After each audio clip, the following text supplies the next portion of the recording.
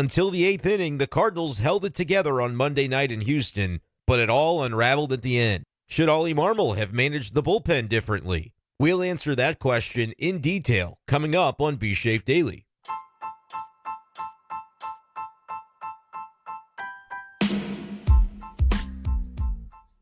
What's going on, everyone, and welcome into this edition of B-Schaeff Daily. Brenden Schaeffer here with you, Monday evening, June 3rd, 2024. Let's get right into the meat of this conversation without any further ado. No time for an intro. We're talking bullpen management tonight on B-Schaeff Daily because that was a huge topic of conversation after the Cardinals blow the late lead in Houston on Monday. Nolan Gorman, Alec Burleson, they continue to hit bombs. It's really nice to see those guys going.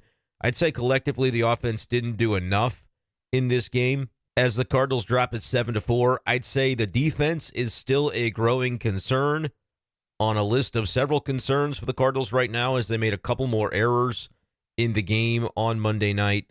One by Nolan Gorman, one by Masyn Winn. And injuries could potentially be a concern as well for this team. We know Nootbaar's out. They did get Brendan Donovan back into the lineup, but shortstop Masyn Winn had a scare with his back flare-up potentially, and we'll see if he's going to be able to go on Tuesday. Trainers came out to see him twice. He stayed in the game.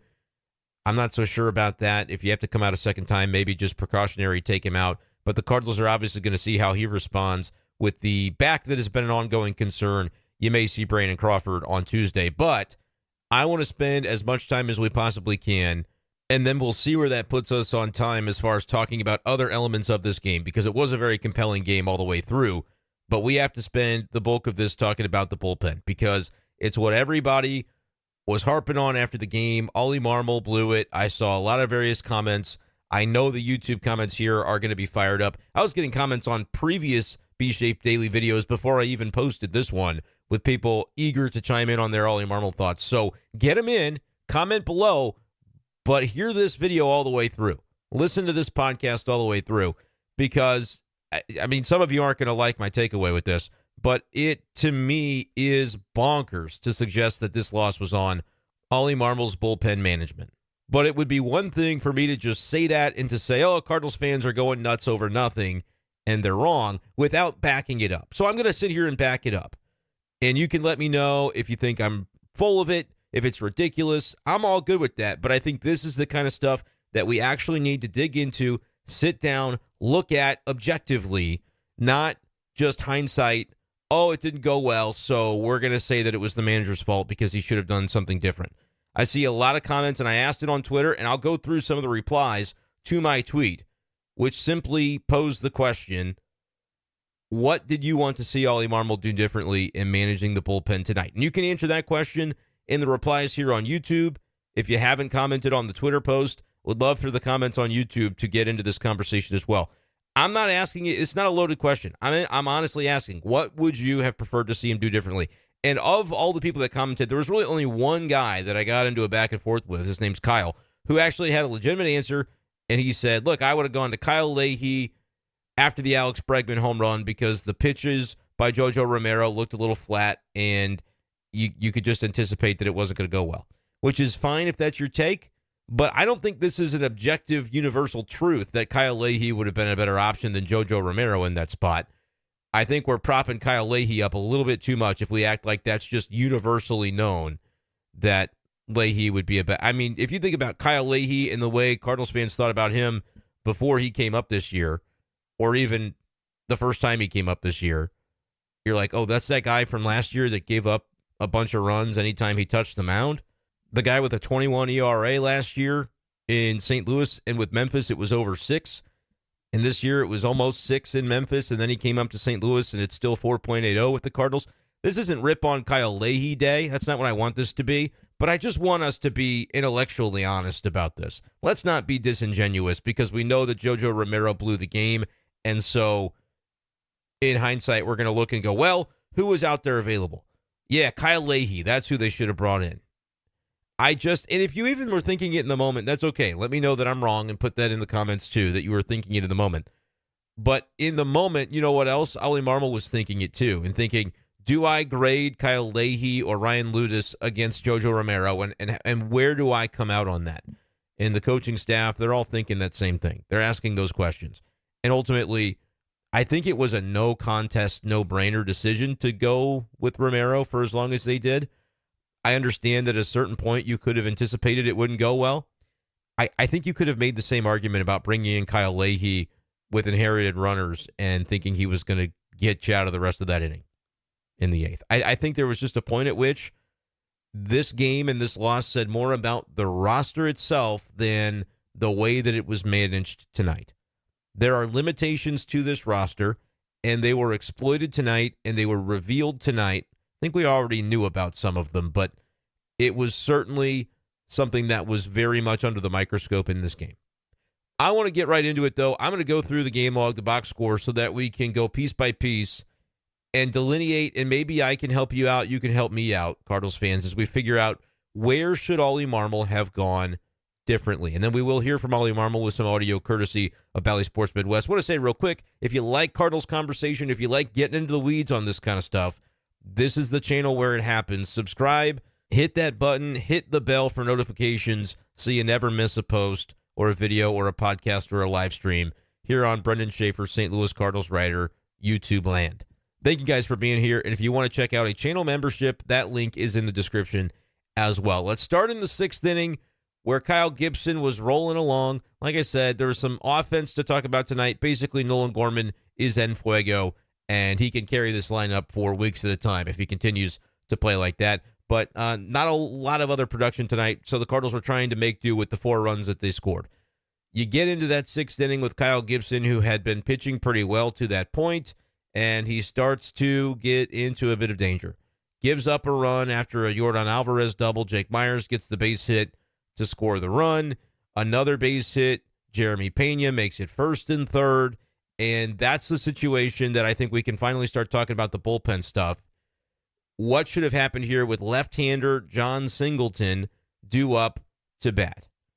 This is where I think you had the first opportunity for Oli Marmol to do something differently than he did. And I even tweeted about it at the time and said, watching Gibson this inning, I just didn't think that this was going to go well if he threw John Singleton, the lefty, a pitch in the strike zone that he could do something with. Now, Singleton had struck out against Gibson a couple of times already in the game. And so afterwards, we learned from Oli Marmol that, look, part of the reason that he was trying to grind Gibson through the rest of that sixth was because he knew what was coming with this bullpen. They were down Ryan Fernandez on the right side, and we'll kind of piece this together as we go. But that's one piece of information that you should know. Ryan Fernandez was not available, and as we know at this point, Ryan Helsley is reserved for the ninth. He is a traditional closer. You can be mad about that if you want, but it's just not really the topic of conversation tonight. It's objectively the right thing that the Cardinals have done with Ryan Helsley. They've gotten the most out of him as a result of that change. Everybody's on the same page about it. They're not bringing in Ryan Helsley for an inning and 2/3 to try and cover the rest of the way so that they can say they burned JoJo, Kittredge, and Helsley in one game that they still may not win. That just was not going to happen. So if you're thinking Helsley, think differently. It just wasn't going to come into play in this game tonight unless they got into the ninth inning with a lead or a tied score, and then you would have seen Ryan Helsley at that point. But by the time the Romero situation was beginning to unravel in the eighth, the only righties that were out there available that were eligible for that spot in the eighth were Ryan Ludus and Kyle Leahy. So we'll get to that in a minute. Go back to the sixth inning, though. Lefty John Singleton's coming up. The Cardinals and Oli Marmol have the bullpen ramped up and ready. It's Matthew Liberatore, lefty, and Andrew Kittredge, righty, that are warming up, and either of them could be ready to come into the game at a moment's notice. They were both hot. They were both ready to be deployed. You just had to say the word, and they would have been ready. But Oli Marmol elects to go with Gibson to face John Singleton, the left-handed batter, and it results in a walk, which loads the bases. At one point during the AB, Jeremy Pena, who reached via the base hit, stole second. So now it's second and third. First base is open with 2 outs, and they're just going to be careful with John Singleton. They're caught in between. They wanted to see Kyle Gibson get out of it and get through the inning because it makes the bullpen planning a little bit easier on a night where it's already going to be challenging. If you can get the starter through that sixth inning, that's a big out to get. Instead, they can't do that. After the Singleton walk, they go with Andrew Kittredge, the right-hander, to face a right-hander, and he gets his man, gets out of the inning, but the downstream effect of that is he's now got an up down that's a little bit more rigorous on the arm to go in, to sit, and then to come back out and ramp back up again. That's just an element for relief pitchers that makes it a little bit more strenuous. And as a manager, you're aware of those things. So when Kittredge gets a couple of outs in the next inning, but is unable to get the final out of the inning there in the bottom of the seventh through no fault of his own, well, I guess that's not entirely true because he deflects the ball that was hit straight to him, which threw off Nolan Gorman a little bit. It leaks out toward the first base side of second. Gorman tries to adjust to the ricochet on the fly. It's still coming in hot. I thought Gorman made a mistake by not just setting his feet, fielding the ball, planting and throwing. I believe that he would have had time to get the base runner out. It was Mauricio Dubon, who has some pretty solid speed, but I just think that Nolan Gorman tried to rush it. He charged the ball, came in on it, and was looking to make an off-balance throw. He never did field the ball. But through no fault of his own, I say, because Kittredge basically got the results that should have ended the inning for him. He struck out Chas McCormick, soft grounder to third base by Altuve, and then the batted ball by Dubon that was right back up the chute. Gorman should have been able to field it, make a play. He didn't. It's an error. But as a result of that, again, this is huge. This is why the defense stuff that I continue to harp on matters so dang much, because it extends the inning and brings up the lefty Yordan Alvarez. That's going to be JoJo Romero's spot. It just needs to have been in the eighth inning, not to be the last out of the seventh, because in the same way you ask Kittredge to do an up-down, get one out, then go sit, then go back out and recharge, it's tough on a guy. They can do it. They do it all the time. But it is more difficult to be effective and to do it repeatedly. It's more strenuous. It just is. So they had to do it with Kittredge. It worked out. But then the error by Gorman, without that error, man, you just bring in Romero for the eighth inning. He gets to start off with the lefty Yordan Alvarez at that point. And then when he's facing Alex Bregman, ideally, it's going to be with one out and nobody on base. Yes, Alex Bregman ends up hitting the home run. Alex Bregman, in the eighth inning. And that's what tied the game 4-4. But needing to go to JoJo there in the seventh happened only because of the error, right? And you could even go back further and say it happened because Kyle Gibson walked John Singleton.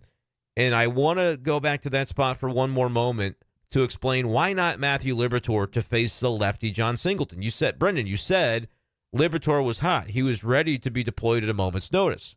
This is why I don't think you're giving Oli Marmol enough credit, because Oli Marmol, it's like he knows it like the back of his hand. It's not even something that needs to be really thought about, that if he brings in Matthew Liberatore in that spot, you're getting right-handed hitting Jose Abreu facing Liberatore, because Abreu is going to come off the bench and he's going to pinch hit for Singleton. It's basically a dare between these two managers. It's a game of chicken, right? Eventually, Jose Abreu is going to replace John Singleton in this game. It can be now or it can be the next time through the batting order, but it's going to happen at some point, because eventually that right versus left matchup is going to be tantalizing if they can come up with it. And it's another one of those situations where, should you fear Jose Abreu that much? Yeah, maybe not. JoJo Romero was able to strike him out even after he had given up the homer to Bregman, which is another thing. Like, I got a lot of comments that after the Bregman homer, that's when they should have pulled JoJo Romero. Keep in mind that the answers of, okay, sure, pull him. For who? All right, Kyle Leahy, Ryan Ludus. Really? If that's your answer, that's your answer. Let me know below. We'll hear from Oli Marmol in a minute that just wasn't his answer. And you can hear in the way that it was a very short response to the question. Question has to be asked, but it wasn't really much of a consideration. And I don't even disagree with the manager's stance on that. But when it comes to that sixth inning moment with Singleton, what Oli Marmol knows is that if Libby comes in, it's not left on left. They're pinch hitting. And if you think about the problem with Matthew Liberatore as a starter, other than he wasn't built up and the velocity was not consistent from him in that role, it is the dang splits. Versus right-handed batters, Matthew Liberatore has been significantly less effective, allowing a 328 batting average, a 418 on base, and a 567 slug. That is a 985 OPS. That is an MVP caliber player stepping into the batter's box every single time Matthew Liberatore has faced a righty this year. That's the equivalent of what you're getting. So you're not bringing in Liberatore to face Singleton. You just can't. It would be managerial malpractice. A lot of times I see Cardinals fans saying that's a fireable offense. All right, these are what we're talking about. It's the moves that Oli Marmol is not making that you would actually have a reason to go, what the hell is he doing? Liberatore is going to, he's going to bring in a pinch hitter. So what happens? Oli says, nope, can't do that. All right. What about Kittredge? Kittredge facing John Singleton might be a more palatable option, except when you take a look at the splits for Andrew Kittredge this year, it's also very significant, the struggles that he has had against opposite-handed batters, right? He's a right-handed pitcher, so the platoon splits, here are the numbers allowed by Andrew Kittredge so far this year to lefties. 324 average, 359 on base, and a 541 slug. That's a 900 OPS. He's allowing a 492 OPS against righties.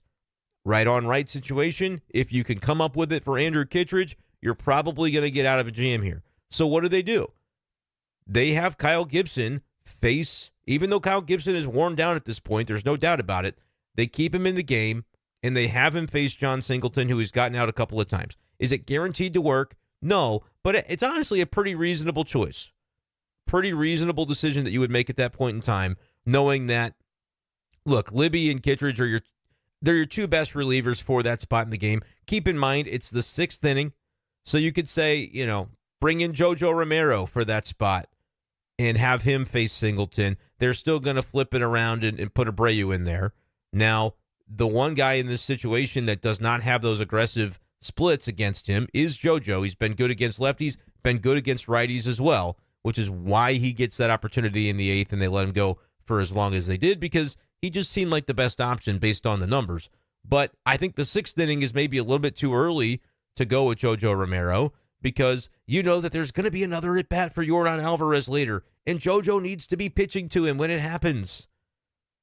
Right? Alvarez has already gotten the hit in this inning. He's going to bat again in this game at least once, and JoJo's got to be available for it. It's just that simple. So you're not bringing him in to this spot in the 6th inning, because even if you were to go 4 outs with him, McCormick, Altuve, Dubon, let's say he gets through all that, you're not going to ask JoJo to come up in the 8th for a 3rd up-down and start the 8th inning off with Alvarez. It just doesn't match up. So Libby would have been the lefty you'd bring into that spot in the 6th. Unfortunately, it just doesn't make sense to do it because Singleton's going to get pulled for a right-handed slugger. I know that Abreu is not having a great season. That's still not a matchup that you want to invite with the way that Libby has done against righties. It just doesn't make any sense. It's objective at this point. It's just the numbers. It's the stats behind these decisions. And I think each of these choices were made with statistics in mind. You may not like it, and you may not like the reality. Like, I think a lot of what this is, as we'll get further into this, is maybe just frustration over the reality of where this bullpen's at right now. That you can say our best 2 options were Ludus and Leahy from the right side. Well, how can that be? Fair question. We can answer it simply to say that the Cardinals, unfortunately, by June 1st, or whatever it is today, June 3rd, have had 2 of their top right-handed relievers coming into the season turn into a pile of mush on the floor. It sucks, but that's what's happened.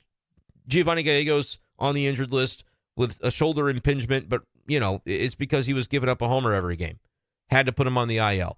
Hopefully, he's gotten rest, gotten strong, recuperated, and is going to come in and look like a different guy when they bring him back. But that's one of your leverage righties that would be obviously in one of these spots tonight if his season were going the way that you thought it would back in February or March. Keenan Middleton, they spent legit money on Keenan Middleton to bring him in for this year. He's not going to pitch for the team this year. It sucks, but that's what's happened. That's how you get into a situation like tonight, and it really shows. Because there isn't that level of experience and trust in the righties that Oli Marmol could have deployed in certain spots tonight. Other than Andrew Kittredge, that's the one, and that's why you see Andrew Kittredge pitch so often, because he has been the reliable righty who isn't the closer, that anytime there's a setup spot to try and navigate a tough lineup, he's going to be the answer. And tonight did his job. But the Gorman error means, okay, JoJo's going to have to come in and do an up-down himself. Got Yordan Alvarez, which, man, that at-bat was cool. I know that things went south on JoJo later on in the game. But that at bat against Yordan Alvarez to end the seventh that is some good baseball right there. Power pitching, power hitting. JoJo trying to slip a slider past him. He's fouling him off. Power up in the zone with a fastball. He fouls it off and eventually gets him swinging, chasing the slider out and away. Just really impressive stuff by JoJo Romero. But he's got to go sit down, and then he's got to come back. And, of course, he comes back, and in that eighth inning, the pitches did look a lot more flat. Alex Bregman got him. Yanier Diaz got him later on in the inning. Pitches were coming out flatter. You could see it. I saw people commenting and saying, well, Jim Edmonds saw it coming. He mentioned it on the broadcast. It's one of those things where you can see it coming. You can believe that something is about to go south. It can be backed by what your eyes tell you, what the stats tell you. It could be all there. And then sometimes that can all be true, and there's still not a legitimately bona fide better option. And that's, to me, what happened tonight. JoJo Romero looked not the same guy in the eighth inning, right? We all saw that. But as it's unfolding, you're Oli Marmol, you have a decision. Okay, do I look at this guy who's got a 1.2 ERA coming into tonight, one of the best pitchers in the National League, and say, yeah, I'm going to have to ride my horse and see if he can't get us through this, or I'm going to pivot and panic pivot and say, yep, Kyle Leahy, come save me.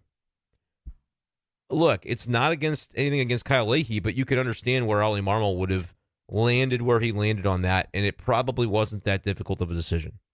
I get that you might say, well, it was the wrong one, but that is a very much results-oriented approach to evaluating a decision rather than the process. And I think the process was sound. It probably wasn't a process that was likely to lead to a good result, but that's more about the state of the roster, as we mentioned, and the two righties that you're down, than it is in that moment there being an obvious better choice to make. Because I just don't think there was one. This has nothing to do with, oh, you're caping for Oli Marmol. This is what you always do. I don't care. There will be the few people that comment that. It is what it is, man. This is just statistics. It's just playing the numbers, playing the odds. I went through the comments. Someone said, let Kittredge finish the seventh inning instead. That way JoJo is fresher for the eighth. We're back on the managerial malpractice and the notion of fireable offenses. If Oli Marmol allows Andrew Kittredge to face Yordan Alvarez, he should never manage a game again. Period. But he'd never let it happen because it's so far-fetched ridiculous. It's just so outside the bounds of reality, it would never happen. I'm just telling you, it wouldn't. In that situation, 100 times out of 100, JoJo Romero is going to be pitching to Yordan Alvarez. And if it's not JoJo every time, maybe Libby, right? Libby didn't end up coming into the game. They warmed him up. Maybe Libby for that spot. That would maybe be the one thing that you could say is, all right, if you are talking about JoJo being overworked and overused this year, let Libby face Yordan so that when JoJo comes in for the eighth, as your setup man, at least he doesn't have the up-down or he's expended a lot of energy, high-pressure pitches against one of the best hitters in baseball, gets him, but then he has to go sit down and come back out, and it's flat to Bregman, and Bregman gets him. That's honestly the one argument, and I've not seen anybody make it, but that's the one argument that I would accept and say, you know what, that might have been. Now, again, it's still hindsight, and so I guess I have to take back. Not 100 times out of 100 would Romero face Alvarez, but 100 times out of 100, Kittredge wouldn't. Kittredge would not face Alvarez. You just can't do it and be a big league manager. And I know there's some people that I love you guys on Twitter and said, hey, this is what I thought they should have done. It's just, respectfully, it would never happen, nor should it ever happen. Kittredge has a 900 opposing OPS against left-handed batters this year, and there's not a better left-handed batter or a more dangerous one than Yordan Alvarez.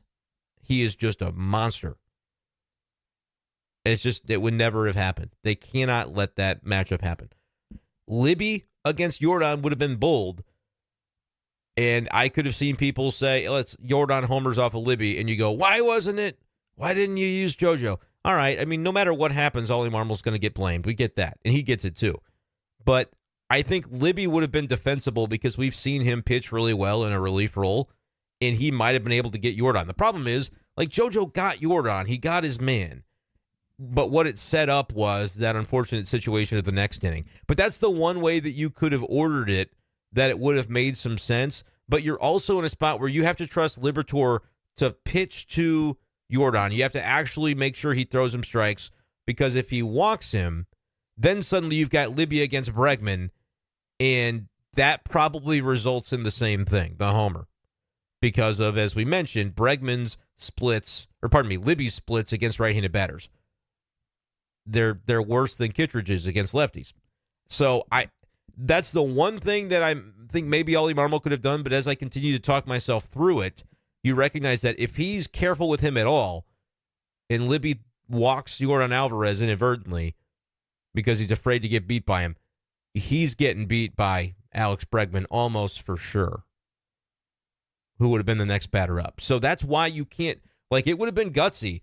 And it may have been the only way to be able to get through it, but you can see obviously the risks associated with that. Now, I tend to believe that Libby is in a spot where you can kind of trust him to, like, that would have been a very interesting building moment for Matthew Liberatore to go, hey, go get your man. You have to get your man, because if not, there's a guy on deck that's going to crush you. So just go get your man, and that's the only guy you have to face tonight. And then JoJo for the 8th inning. Yes, he's going to face some righties in that lineup at that point, but it's not after expending so many, I say so many, however many pitches he threw to Yordan to finish the 7th. It's more about the pressure of each of those pitches and then the letdown after of, okay, I'm in the dugout, I'm hanging out, but then you have to get back up. You got to ramp back up to go out and face Bregman, and that's where it went off the rails. And then as he kind of got back into the flow of the inning, it was going fine for JoJo Romero. He got Jose Abreu, and then, I saw some commentary about he was so pumped up after the Abreu strikeout that it's like he kind of let out the adrenaline, but he still had to face Diaz, and that's when he got beat. And that was actually an interesting enough concept that I decided I had to go back and watch to see if I noticed anything there with JoJo, and he did kind of demonstrative step off the mound and almost. I don't know that he didn't know the number of outs, but in fairness to the commenter that mentioned that, he did kind of make a path toward the dugout before he sort of turned and asked for the ball back from the catcher. So maybe there was some element of thought he was out of it. I don't know. But at any rate, it throws a flat one to Diaz, and that's how you end up getting cooked on the deal. And it was, basically immediately after, right? It didn't take long. I think it was the first pitch to Diaz. So was there an element maybe where JoJo thought he was out in the inning, and he'd have to be asked that question, and I don't know that that's going to happen. And the pitch wasn't even a terrible location, but it was just kind of a flat looking slider, I guess it was, that sort of hung into the wheelhouse of the batter right there on the lower inside part. You probably want to miss in off the plate with that, but that pitch, it looked like Diaz visualized it so well coming in. The slider from a lefty coming into a righty that stays in the strike zone, and the batter sees it coming, times it up. It's just even if it's an okay location, it's still basically a hanger because they can just see it so well. That pitch works a lot better to a lefty batter, and he started. It was a little bit of a get me over slider, and Diaz punished it. So maybe that was an aspect for Romero where he felt like he was kind of through the heart of what he had to worry about, and obviously that was not the case. I don't know if that's fair to characterize because we don't know that from Romero and what was going through his mind. But if you watch the video, I could see somebody having that interpretation. So I try to be fair to that thought process. But I've talked a lot about it. I've examined the different angles. I even came up with one that I wasn't even thinking coming in that I would have, which is if you really wanted to risk it for the biscuit, have Libby face Yordan in the 7th so that JoJo gets a clean 8th where he hasn't already expended some energy with whatever he expended striking out Yordan and then sitting and then having to get back up and coming out a little bit flat to Bregman. There's a high degree of risk in that to where if I had to guess, and if this question was asked of Oli Marmol, and look, if this was a home game and I was coming to pregame tomorrow, that would honestly be a question I would ask. out of curiosity to see if that was considered. My guess, though, is the margin for error being so slim, you probably, it's a 3-batter minimum. So if you don't get Yordan and your Matthew Liberatore in that spot in the 7th, you are facing a really tough righty in Bregman. And that's where I think it just would not have been ideal for the Cardinals. But I've examined different angles. Let's hear from Oli Marmol, courtesy of Bally Sports Midwest, and then we'll see if there's anything that he says that jogs my mind, jogs my memory, allows me to kind of lock in on another aspect of things that I have not touched on yet. Because I'm trying to cover all the different angles of this and the different pitchers that would have been options, should have done this, could have done. And it's all a little bit fluid because if you say, well, they should have done this in the 7th, sometimes you have to look back at what happened in the 6th to get them to that. And I have tried to cover those grounds. So now that we've done that, let's hear from Oli Marmol as he does face several questions about the bullpen management tonight. And this audio, again, is courtesy of Bally Sports Midwest. Bullpen's been really good, and some of these guys are going to have nights like that, and you can't blame them for it. They've competed extremely well. JoJo's been really good for us. He's had a tough night. Came in, got his guy, big punch out there. But Bregman got him, and then Diaz got him. Some balls over the plate, but these guys have been really, really good. So get some rest and go back at it. JoJo had a slew of right-handers to face. It's not like he's not capable of getting these guys out, but was there anything about your bullpen that you liked with JoJo there, or was this more of that was his spot? You have Leahy and Ludus available. I'd go JoJo there with the experience. Yeah. Is the call there then when you use Kittredge and JoJo, kind of lining that up? Yeah, that's why we gave Gibby Singleton to see if that inning could end there, and then when you load the bases, we go ahead and best way to get out of that inning is Kittredge. And he did exactly that. You run him through the necks. He got his 3 guys, E4 there. Allows for JoJo to come in for the 1+. He gets a big punch out, but at that point, you're out of righties. Fernandez is down. He had back-to-back. So that's somewhere you can use him, but we trust JoJo. Yeah. So that's the key of all the explanation to me is he went through it and said, look, that's kind of why, because Derek asked the question. First, he said in the 8th inning, it's Leahy or Ludus or JoJo, and I go JoJo there. That's all the context and explanation all he felt was necessary, and I really don't disagree with him. But then Derek asks, so is it about when you're able to mix in JoJo and Kittredge and try to maximize those 2 guys? And Oli said that's exactly right, which is why in the 6th inning we let Gibby face Singleton. Because, again, remember, this was a spot where you can go Libby, but then they'll pull Singleton for Abreu, and you have a bad matchup with Libby against a right-hander and a power hitter at that. Or you go Kittredge for that spot against Singleton, knowing that, as we mentioned, Kittredge has a 900 OPS allowed against lefties. So really neither of those are ideal, but those are your 2 best leverage options that are available to be warming up in that spot that aren't JoJo, because you're going to need him for later in the game. You're going to need him for the higher leverage Yordan Alvarez at bat, and it is coming. And eventually it did, and he struck him out. But that's why those 2 guys, because I can hear Cardinals fans going, well, why would those 2 be the ones warming up anyway if neither of them really makes sense for that Singleton spot?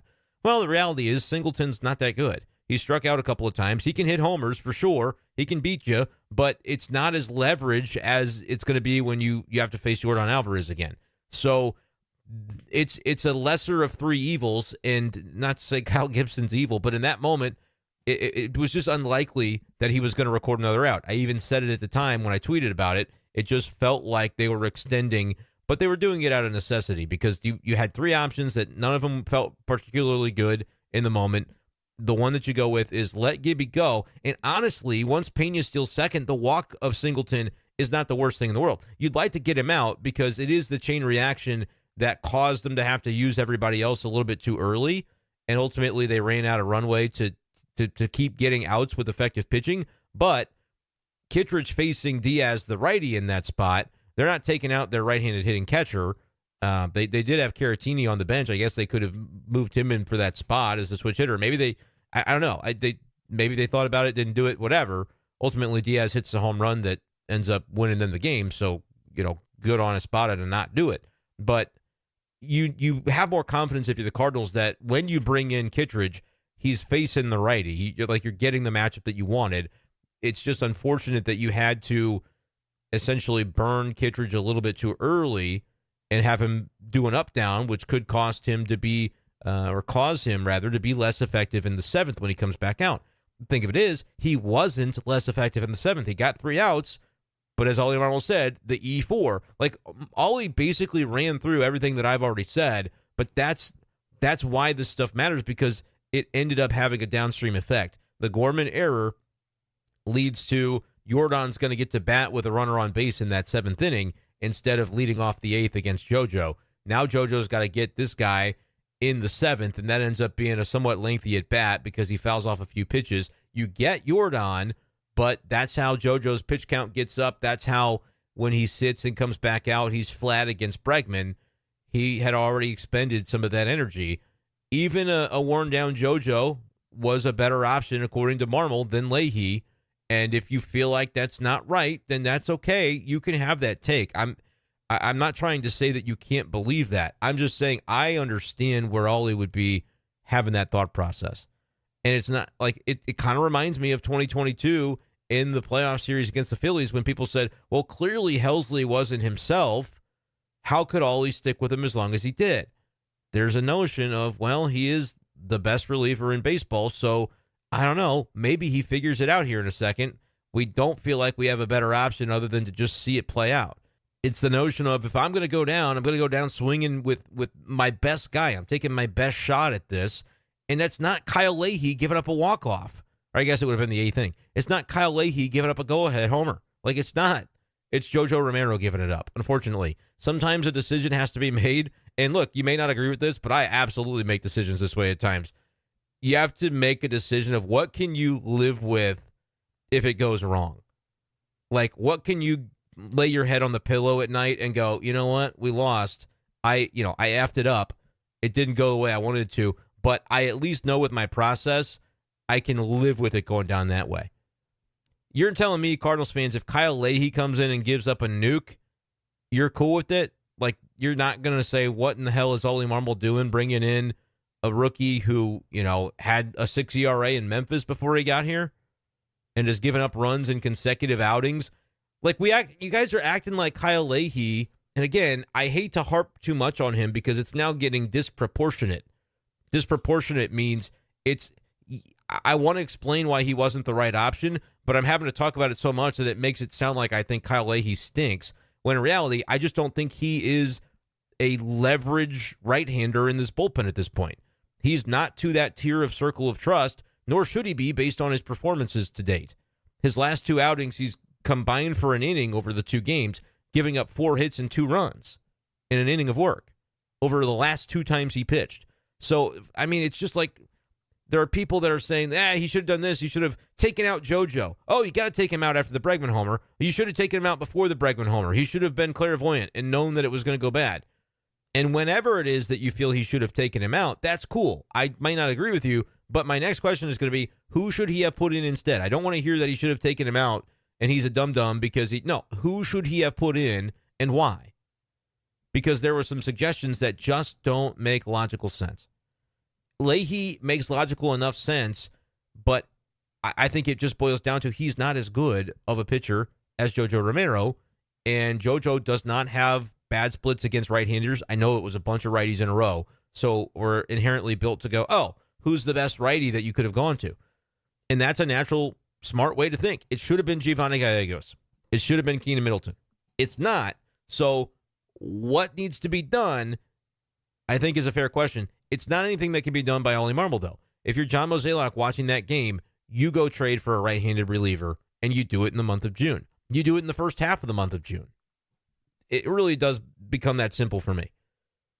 I get it. People said, well, if Kyle Leahy and Ryan Ludis are on this team, one of them's got to be able to pitch in that leverage spot. Someone's got to have that role.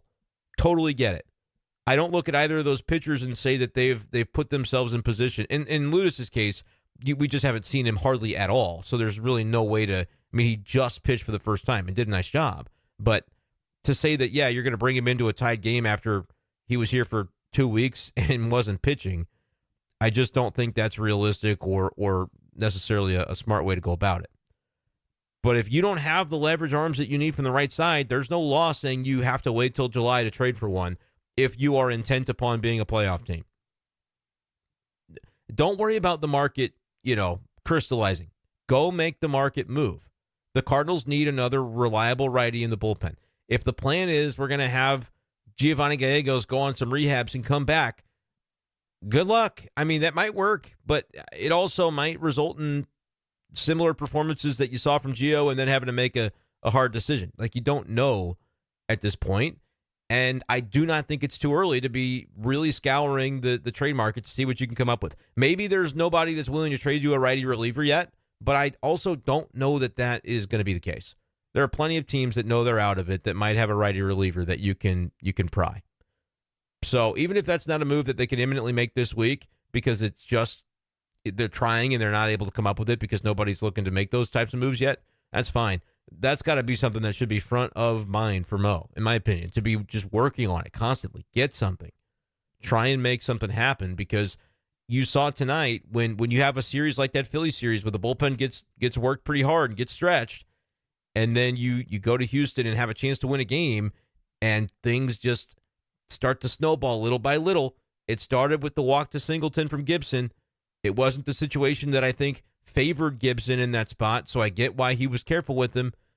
But then you go, all right, we know Kittredge can get this job done. It's just going to have to happen an inning earlier than we wanted it to, an out earlier than we wanted it to. Okay, JoJo can get Yordan. It's just happening an inning earlier, an out earlier.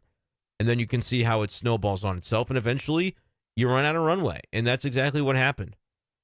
That's exactly what happened to the Cardinals tonight. And I think the way to fix it is to recognize that the roster was not conducive to winning this game with the state of the bullpen as it was. Look, Ryan Fernandez, if he hadn't gone back-to-back coming into today, he would have been the guy. And you could say, well, it's BS that Ryan Helsley can't pitch out of the ninth. I don't know what to tell you. It is just the way that it is, and I tend to agree with it because they have gotten so much effectiveness from Ryan Helsley to this point. By the way, right now is kind of a time where Ryan Helsley's going through it a little bit. Doesn't have a great sense or command for his fastball. So bringing him in to say, go get 5 outs when we haven't been asking you to do this all year might not be the most conducive to him not only being effective in this game, but staying healthy and just all of it. So I just don't think there were obvious choices. And to be abundantly clear, that's not me saying that as a Cardinals fan, you shouldn't be frustrated. Like, this was a crummy loss. Nolan Gorman hit 2 homers. They could have and should have won this game. It just didn't pan out because the bullpen stuff came back to bite them. The bullpen's been really good this year. JoJo Romero's been really good this year. He's not going to have an ERA that ends the season 0.00. Nobody in baseball is going to do that. You're going to give up runs from time to time. You're going to have nights where your stuff is flat. Sometimes it might be a sign of a larger thing. Maybe he has been overworked. Maybe it's causing him to, but he's pitched once in the last week. Yeah, it was last night, but he threw 14 pitches. I think he was ready for this opportunity and pitched his ass off against Yordan Alvarez. Really tough lefty. That was such a fun AB to watch unfold. Felt like MLB The Show. Like, Yordan is fouling you off, and if you guys play the show, you know that he is just a ridiculous hitter in the show, just like he is in real life. He's fouling you off, so you go heater up. Nope, he fouls that off. He's slider away, fouls it off. You're like, this guy is on everything. How am I going to put him away? And then eventually you find a way to beat him. Like, that's cool, man. That's baseball at its finest. But the second inning, his stuff wasn't as sharp. It just is what it is. And I mean, even then, he was pitching well. The K pitch to Abreu was a good pitch. Great location. But then with that same pitch, instead of getting it in on the hands and underneath the zone to Diaz, it floated out and found too much of the plate. And he punished him for it. A little bit flat on that slider. It just happens. It's baseball, man. I don't know what else to say. I just really don't know what else to say. But let me know your thoughts in the comments below. I know a lot of people are going to disagree with me on this. Tell me if you disagree. If you agree with me, tell me and tell me why. Look, I think you can make an argument that they lost for other reasons tonight. Score more than 4 runs. You know, like you did a nice job against Justin Verlander. Cardinals scored 4 runs against Verlander in the first 5 innings of this game. Chased him after 5, 3 homers. But then you let the Astros bullpen kind of shut you down. The latter 4 innings of this game, only 1 hit by the Cardinal offense. They reached base via walk once. That's 2 base runners in 4 innings. like to be able to add on a little bit. There have been days where the Cardinals have been able to do that. Today was not one of them. And I get it. Once Josh Hader comes into the game in the ninth, it's probably over. We've seen that for a number of years back when he was in the NL Central, but that's kind of another element of this game that goes sideways on you. Kyle Gibson was really good in this game. 8 strikeouts. I mean, he's turned himself into a guy who can miss a number of bats, has done a nice job. 3.69 ERA for him. He's been their number 2, pretty much without dispute. A lot of good things happened tonight for the Cardinals, but it just felt like they were trying to win another game in that same kind of ride the rail, very thin margin, just try to get through it, grind away manner that they've done all year. And eventually you just need to score more runs and not have to grind out these wins. These are exhausting kind of games. And to the Cardinals' credit, like the majority of the time, it seems like because their back 3 bullpen guys have been so good, they're able to often grind through and get these sort of outcomes to go in their favor. But tonight was not a night where they were able to get away with it.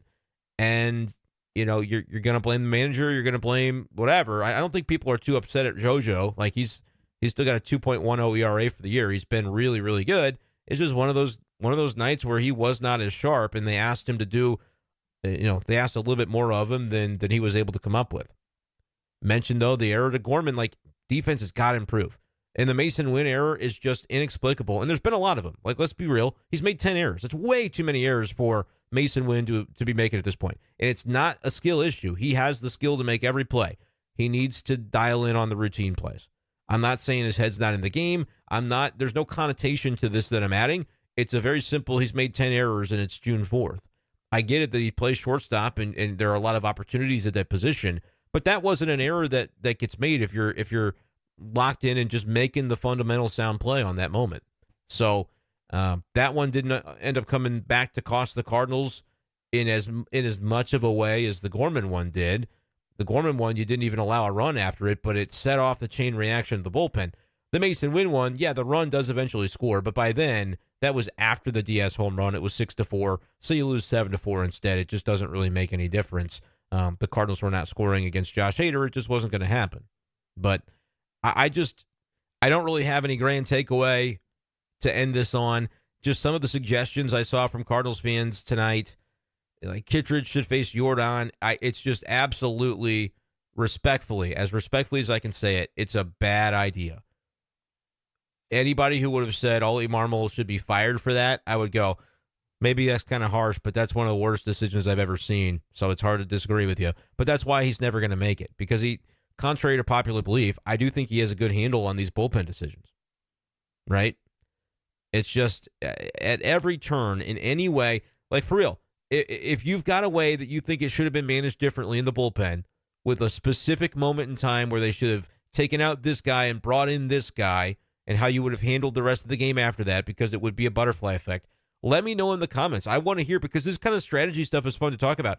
I just have gone through it every which way, and other than the mention I made of Libby potentially getting Jordan, which the obvious risk there is, as I've mentioned multiple times, he walks him, he doesn't get his man, and now he's got to go 3-batter minimum against a gauntlet in the middle with Alex Bregman up next. So I brought it up, even though I don't think I necessarily like it that much. It would have been very fun to watch unfold, to watch Libby try to overpower and snap one off against Jordan, whatever he would have done to try to get him. Would have been fun to watch.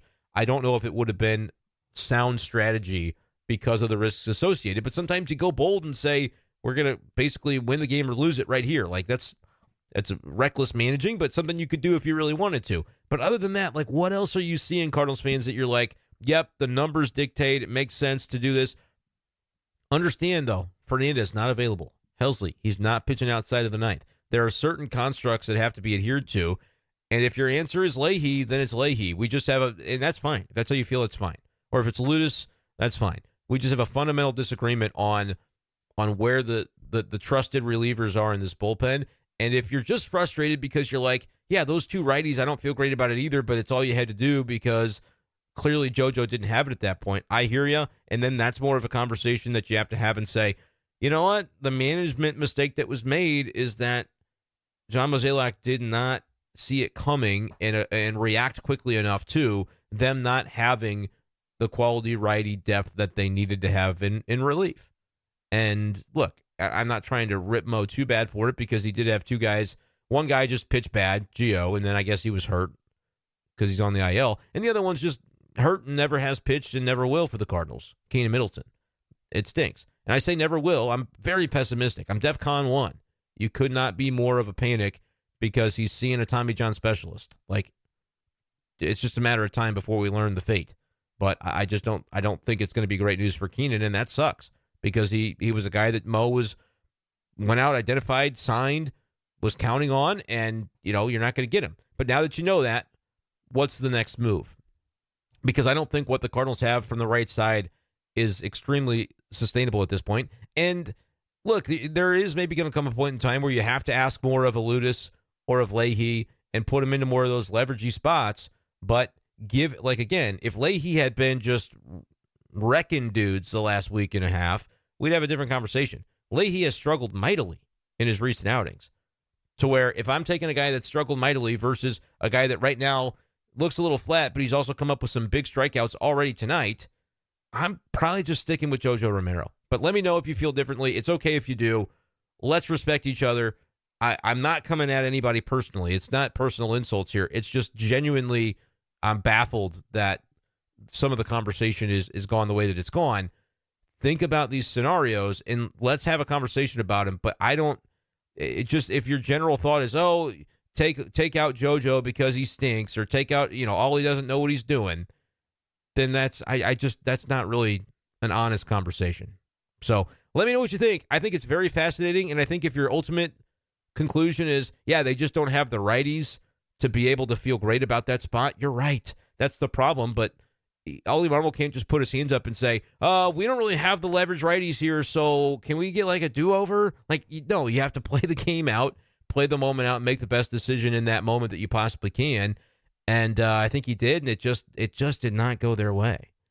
That's not going to be an excuse so that they can use over and over. They can. They're just going to win 77 games and lose 85 if that's going to be the story over and over. But this has been the first time it's happened recently where they've really in a major way blown it in the bullpen, and that's a credit to the three guys that they've used all year that they've been able to rely upon in the back. But I think we're learning you need more than three, especially when it comes to the right side options. You've got Kittredge, and we know Helsley's reserved for the ninth, so you just don't have a ton when Fernandez is unavailable after going back-to-back. The bullpen strain is catching up on the Cardinals. Let me know in the comments below what your thoughts are. Make sure to hit that subscribe button. It's been over 15 minutes. I've rambled on long enough. I have fun talking about these topics. I'm sure there are elements that I could have been more specific about and that I missed. Comment on them, and I'll try to make sure to loop back around and be considering these things. Appreciate you guys so much for listening. We'll talk to you next time on B-Schaeff Daily. Peace.